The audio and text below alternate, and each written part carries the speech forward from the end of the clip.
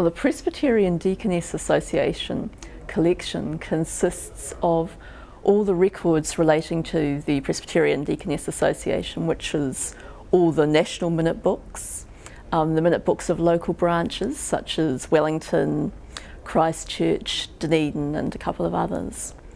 And it covers a whole period between about 1902, when the work of the Deaconesses began, and into the late 1970s, sort of the mid-1970s, when they were gradually wound up as more and more women became ordained and there was less demand for people wanting to take on the role of deaconess. We also have a number of stories written by deaconesses for the 100th anniversary in 2002, as well as a collection of taped oral histories, quite a number of photograph albums giving a visual record of the deaconesses and their work, especially in places like Aotearoa, where they worked with the Maori mission from about 1917, 1918 onwards.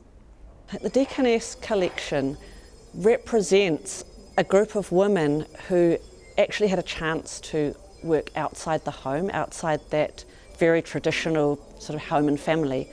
Funded mainly by women, the Presbyterian Deaconesses did an amazing amount for social services. They worked with the poor. They did a lot overseas as well as Maori mission. And they practically were the Maori missions, and you had a lot of them working in what they would be almost kind of social work, working with the poor and in deprived areas in Dunedin and other parts of New Zealand. Some of them working in orphanages with care of the elderly. They worked in Vanuatu, they worked in India, they worked in China, and their families don't necessarily know what they did, because they didn't come back and tell those stories. They just came back and reintegrated into society. We've talked to people who have said, but that information's not important. Why do you want that? I'm tidying up this stuff from after she died, but do you really want that?